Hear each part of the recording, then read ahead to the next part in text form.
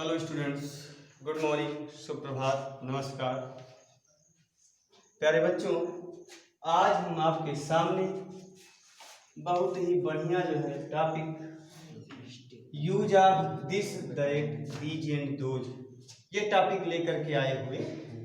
मतलब कहने का ये कि इस पूरे वीडियो में, पूरी सेशन में जो है हम दिस के यूज के बारे में पढ़ेंगे, दैट के यूज के बारे में पढ़ेंगे, दीज के यूज के बारे में पढ़ेंगे और दोज के यूज के बारे में पढ़ेंगे। क्लियर? तो आइए देखते हैं एक वन बाय वन करके एक एक का जो है यूज कैसे कैसे किया जाता है। सबसे पहला है आपका यूज ऑफ दिस। क्या है? यूज ऑफ दिस क्या है आपका? फर्स्ट यूज जो है वो है आपका यूज ऑफ दिस। क्या है? Use of this. दिस का यूज, ठीक है। दिस का यूज आप जान लीजिए कि देखो बेटा, ये दिस जो होता है ना, इसका मतलब क्या होता है जानते हो? यह। दिस का मतलब यह, ठीक है।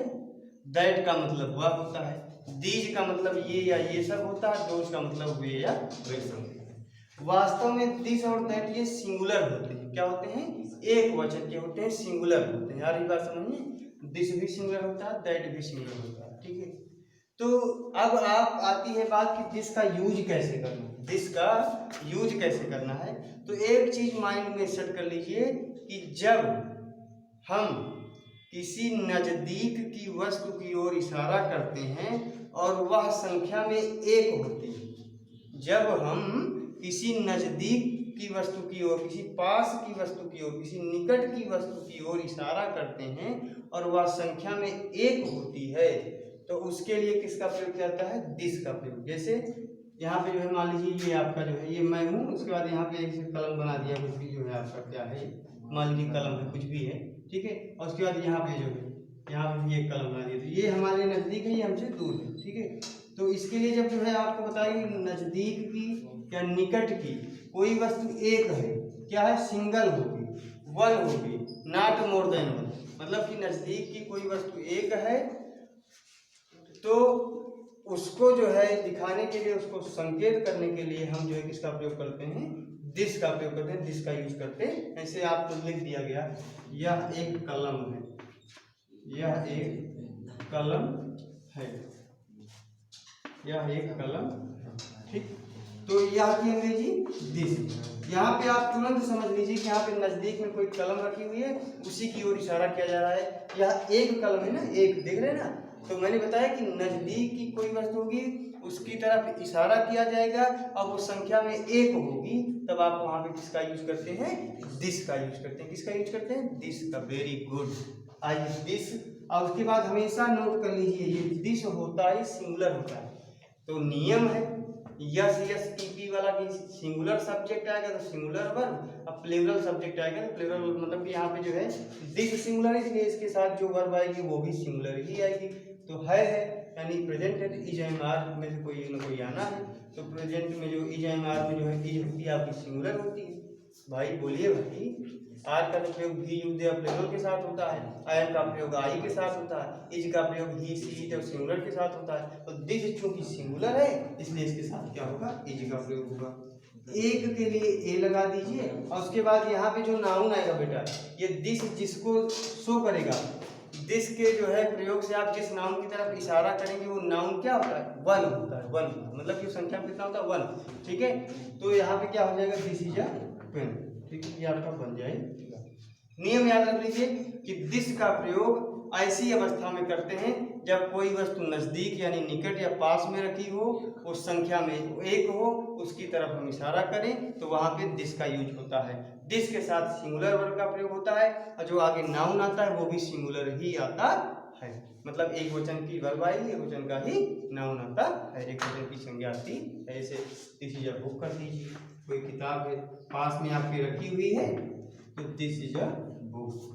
क्लियर? आप नाम लीजिए, दिस आपका सिंगुलर, इसके साथ वर्ब भी सिंगुलर आएगी, इसके बाद जो नाउन आएगा वो भी सिंगुलर ही आएगा। एक चीज नोट कर लीजिए, आप कभी कभी कुछ जो है अच्छे विद्यार्थी होते हैं, मतलब कि अच्छे तो सभी होते हैं, लेकिन कुछ बच्चे पूछ लेते हैं प्रश्न कि ये दिस है क्या? ये दिस होता क्या है? क्या है दिस दैट दीज? जो चिल्ला रहे हैं आप लोग, तो उनको ये बताया जाता है बेटा कि दिस जो होता है डिमॉन्स्ट्रेटिव प्रोनाउन होता है। क्या होता है? Demonstrative pronoun. आप लोग पढ़े होंगे जो बड़ी कक्षाओं में होंगे या आपको पढ़ाया जाएगा आगे कक्षाओं में, डिमॉन्स्ट्रेटिव प्रोनाउन संकेतवाचक सर्वनाम। ठीक है, क्या होता है?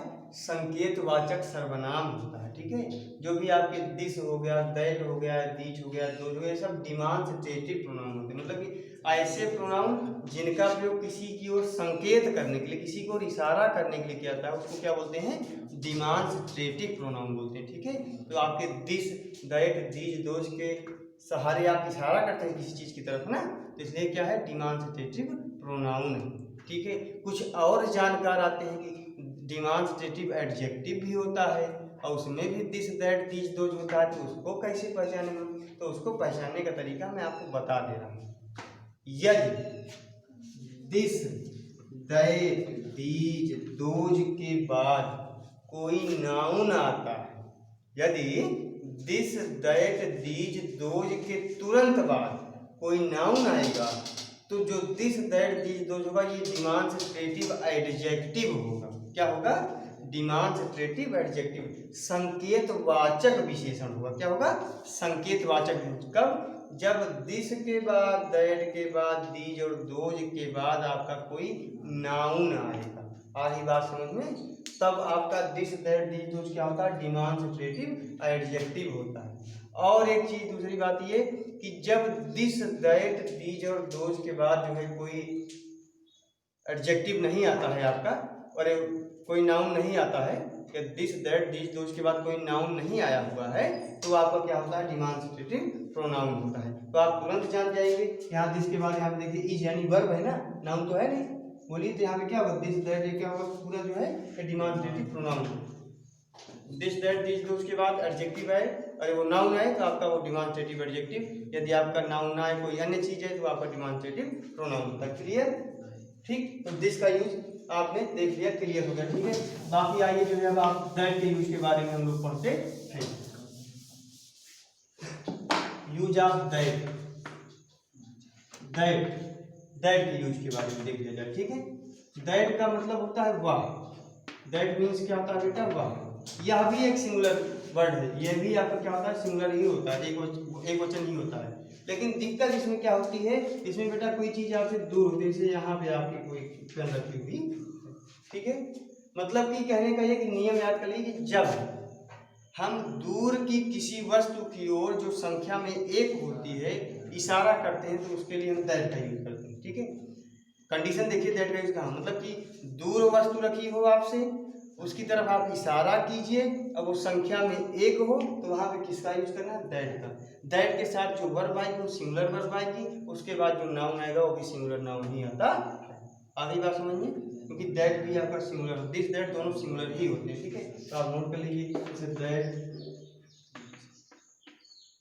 इज अ चेयर, इसे कहते हैं नहीं वह एक कुर्सी है, तो वह एक कुर्सी है, इस तरह बोलते हैं।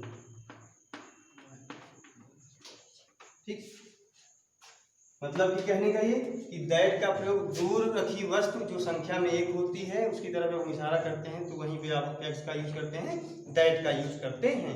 दैट सिंगुलर होता है क्योंकि इसके बाद, इसीलिए इसके बाद जो वर्ब आएगी वो भी सिंगुलर आएगी, और जो नाउन आता है वो भी सिंगुलर ही आता है। देखिए भाई दैट है, इसके बाद वर्ब इज आई सिंगुलर है, ए चेयर एक कुर्सी, ये भी सिंगुलर ही एक वचन है।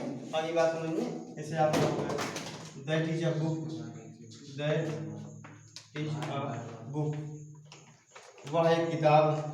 यहाँ भी आपका जो है वह एक किताब है, वह एक किताब। ठीक, तो आई थिंक दिस और दैट का यूज क्लियर हो गया होगा आपको। ठीक है, आइए देखते हैं यूज ऑफ दीज के बारे में चलते हैं। दीज का यूज कैसे करते हैं? These, THESE, use of these. Use of these, these का मतलब जो होता है बेटा वो होता है ये या ये सब, ये या ये सब। दीज का मतलब क्या होता है? ये या ये सब। क्लियर? दीज का मतलब क्या होता है? ये या ये सब। ठीक है, तो बेटा जो दीज है ना वो दिस का प्लूरल है। ठीक है, इसी दिस से आपका क्या बना है? ये दीज बना है। क्या बना है? दीज बना है। ठीक है, आगे बात समझ इसी से। ये आपका सिंगुलर होता है, ये आपका प्लूरल होता है, ठीक है। ये आपका सिंगुलर होता है, ये आपका प्लूरल होता है, मतलब ठीक है, मतलब कि दिस जो काम करता है वही जो है दोज काम करता है, लेकिन ये सिंगुलर में होकर भी काम करता है, प्लूरल में होकर भी काम करता है, बात इतनी ही है, ठीक है। तो मतलब कि दीज मतलब क्या होता है, ये या ये सब। तो आप दीज का यूज कैसे करेंगे कि जब नजदीक में कोई वस्तु एक से अधिक होती है और हमको उसकी तरफ इशारा करना होता है तो हम दीज का प्रयोग करते हैं, ठीक है। नज़दीक में या निकट में कोई चीज़ एक से अधिक होती है तो उसकी तरफ जब हम इशारा करते हैं, संकेत करते हैं, तो हम दीज का प्रयोग, जैसे ये लिख दिया आपने जो है, ये कलमें हैं, ठीक है, कलमें हैं, या ये सब कलम हैं, ये कलमें हैं, तो यहाँ पे दीज, ठीक है। अब इसके बाद चूंकि दीज आपका प्लूरल है, इसके साथ वर्ब भी प्लूरल ही आएगी, ठीक है, प्लूरल है तो इसके साथ वर्ब भी प्लूरल, और ये नाउन भी आएगा वो भी प्लूरल ही आएगा, दीज आर पेंसिल, ठीक है। ये सब खिलाड़ी हैं, ये सब खिलाड़ी हैं, ये सब खिलाड़ी हैं, तो क्या होगा, दीज, ये या ये सब दोनों के लिए आप दीज का ही तो प्रयोग करते हैं, उसके बाद आर लगाएंगे, और खिलाड़ी के लिए प्लेयर होता है, उसमें जो है आपका प्लूरल है, प्लेयर्स हो जाएगी, ठीक है। मतलब कहने का है कि जब नज़दीक में कोई वस्तु एक से अधिक होगी उसकी तरफ इशारा किया जाएगा तो हम दीज का प्रयोग करेंगे। दीज के साथ जो वर्ब आती है वो भी प्लूरल होती है, उसके बाद आने वाला नाउन भी आपका क्या होता है, वो प्लूरल होता है, क्लियर। आइए अब अपने लास्ट यूज की तरफ बढ़ते हैं, दोज की तरफ, दोज की तरफ, किसकी तरफ, दोज की तरफ करते हैं, दोज, वेरी गुड, दोज, ठीक, those, use of those, those, those मतलब क्या होता है, वे या वे सब होता है, क्या होता है, वे या वे सब, वे या वे सब, ठीक है, दोज मतलब वे या वे सब, क्लियर। तो जो दैट होता है ना बेटा, सेम उसी का जो है ये परिवार का सदस्य, उसी के परिवार का दोज, ठीक है। वास्तव में दैट जो होता है आपका सिंगुलर होता है, दोज जो होता है आपका प्लूरल होता है। जो काम ये सिंगुलर फॉर्म में होकर करता है वही काम ये प्लूरल फॉर्म में होकर करता है, बस। मतलब कहने का ये कि दोज का प्रयोग हम उस कंडीशन में करते हैं जब हमें दूर रखी किसी जो है वस्तु की ओर इशारा करना होता है, वो वस्तु जो होती है संख्या में एक से अधिक होती है, ठीक है। जब दूर रखी किसी वस्तु की ओर इशारा किया जाए और वह वस्तु जो है संख्या में एक से अधिक हो, ठीक है, वह जो है जब हम दूर रखी किसी चीज़ की तरफ इशारा करें वो चीज़ जो है किसमें हो, संख्या में एक से अधिक, मोर देन वन, ठीक है। तो आप वहाँ पे किसका प्रयोग करेंगे, दोज का प्रयोग करेंगे, ठीक है। दोज प्लूरल है, इसके साथ वर्ब भी प्लूरल आएगी, या जो नाउन आएगा वो भी प्लूरल आएगा, ठीक है। जैसे 2000 चेयर्स, 2000 चेयर्स कर दीजिए, या फिर 2000 स्टूडेंट्स कर दीजिए, ठीक है, 2000 स्टूडेंट्स, वेरी गुड। दोज आपका जो दूर किसी जो है, ये जो कुर्सियां हैं दूर रखी हुई हैं उनकी तरफ इशारा किया जा रहा है, ठीक है। यहाँ पे जो है आपका ये स्टूडेंट दूर खड़े हुए जो है आपके स्टूडेंट्स की तरफ इशारा किया जाए, विद्यार्थियों की तरफ, ठीक है। तो दोज का प्रयोग जो है दूर रखी वस्तुओं की ओर जब इशारा करते हैं, संख्या में एक से अधिक होती हैं, तो उनके लिए हम दोज का प्रयोग करते हैं। आशा करते हैं कि दिस का यूज कैसे किया जाता है, दैट का, दीज का, दोज का, ये सारी चीज़ें जो है इससे रिलेटेड आपको कन्फर्म हो गई हैं। फिर मिलते हैं अगले वीडियो में, तब तक के लिए शुक्रिया, धन्यवाद।